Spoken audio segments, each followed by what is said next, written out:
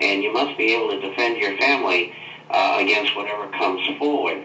And so I recommend that people have weapons that will fire a multiplicity at times, like an AR-15 or an AK-47.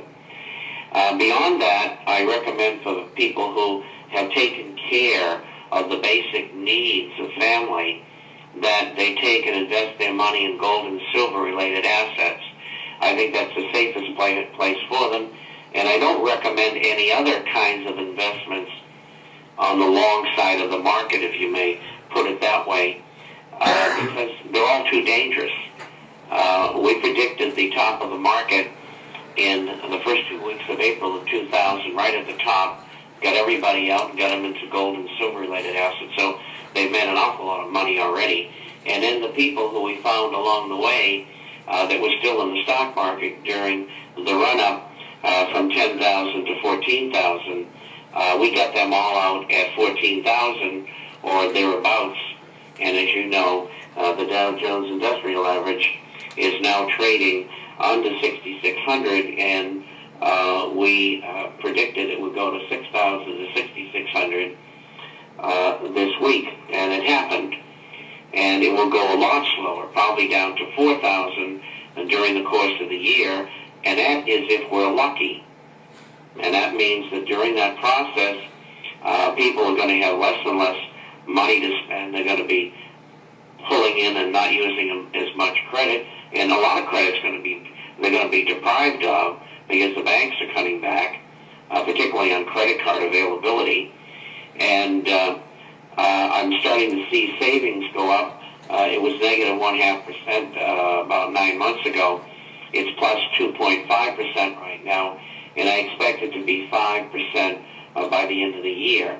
A good savings rate for Americans would be over 10%. Mr. Chapman, I had sold my 401k about almost 2 years ago now, when the Dow was about 13,000, and after which it had gone to 14,000. Everybody told me I was crazy, I was stupid, what are you doing, you got to stay in it for the long term, blah blah blah. I'd just like you to go into the willful ignorance of the American people here. I mean, they know more about the statistics of their favorite sports team than to be able to quote anything out of the Constitution, to just have a clue what's really going on. And Barack Obama just said this past week he urged everyone to get into the stock market for the long term, like they've got blinders on to what is happening. We're in free fall here. Yeah, go ahead, Mr. Chapman. Well, first of all, Mr. Obama has never had any experience in business. That's number one. So I wouldn't be listening to him. The problem we have among Americans being more interested in the football or baseball or soccer game is that, again, you're dealing with half a population who's illiterate. I mean, in schools in city center areas throughout the United States, in the big cities, the minorities are only graduating about 30 to 35% of the people who enter the 9th grade. I mean, it's appalling. And if you talk to college graduates to find out what they might know about something, most of them don't know much about anything, which is equally as appalling. And so the dumbing down process has been successful. And so people are going to have to experience unemployment, not being able to go to the mall or to the movies or do the things that they've been able to do in the past. And things are going to change to what they were like when I grew up during the 1940s and 1950s. And that is, when it rains and snows, you walk 2 miles to school. There is no bus. And if you don't go to school, mom and dad will pat you. Oh, no, you can't do that anymore. That's abuse, excuse me. But that's the way we lived, and, you know, the loaf of bread cost 10 cents and so on. And harking back to your talk about devaluation, it's very possible you'd have something like this in all currencies, but we'll take the dollar. They would exchange 10 old dollars for one new one. And that would mean that the loaf of bread that cost $2.50 would be 25 cents. And if you made $100,000 a year, you'd start making $10,000. And so really that puts us back to where we were, because someone who made $10,000 during the 1950s was wealthy. That was upper middle class. And there's not many people left around like me, because there's not many old people because they die. But anyway, that was the experience. And I grew up learning all about the Depression from hundreds of people who experienced it. I was born during that period, but you don't really start to realize things until you're 7 or 8 years old.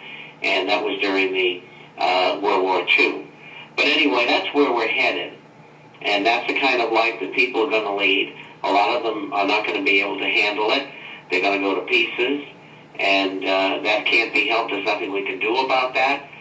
But getting in that basic insurance of food, filter, and something to defend the family is the most important thing. Getting out of cash value insurance policies and annuities in companies that may very well go under because of the way they've invested, which is historical type of investing. And you mentioned that with your 401k. And the same is true with 401ks and IRAs and Roths. And the reason why is there has been testimony over the last several months before Congress talking about taking the retirement plans, that includes the 401ks and IRAs, and amalgamating them with Social Security, which would be an unbelievable disaster. Now, whether it's going to come to that or not, I don't know. But the Marxists in Washington, along with their fascist buddies, they're thinking about that. And so when it comes to pensions, if you're locked in, there's nothing you can do. And if you're not locked in, you can change it. I would get out. And we've got a lot of people out, and in so doing, retain their assets. This is a battle. If you've got money, if you've got assets, of keeping them. It's wealth preservation. It's not about making money. It's all about not losing money. During the last Depression, everything went down between 60 and 100%, with the exception of gold. Gold doubled during the 1930s, and home stake buying, which was $36 in 1929, was $630 in 1935-36. So, those exceptions, that's what's going to happen again, because the situation we're facing is 5 times worse than what they faced during the Depression from a financial and economic point of view. I mean, if the stock market just reflects the 89% correction between September of 1929 and the end of 1933, shares that are listed on the New York Stock Exchange will drop 89% from their high. The high was 14,146. Where would they go if they repeat that? 1,260 to 1,450. Now, we're talking right now of a Dow that's just under 6,600. I'm calling for 4,000 if we're lucky. And mind you, I've been in the financial business almost 50 years. So I do have some experience. And if that doesn't hold 4,000, that's where we're headed. Mr. Chapman, we've got about a minute or so before we have to take a break. We're with Bob Chapman, the internationalforecaster.com. Our website's therealnewsradio.com, and you can, we're videotaping our broadcast, so over the weekend you can see this if you miss it or if you want someone else to hear it. Our email is onair@therealnewsradio.com. After the break, we come back. I want to ask you, where do you see gold going? Do you think we'll see civil unrest in America like we're seeing in Greece and France? And for those that's been calling in, later in the next hour, we will go to the phone calls, probably around 10:30, maybe a little before. And so we're coming up on a break, and this is Farron and Brian on the Real News, WSIC 1400, WDSL 1520.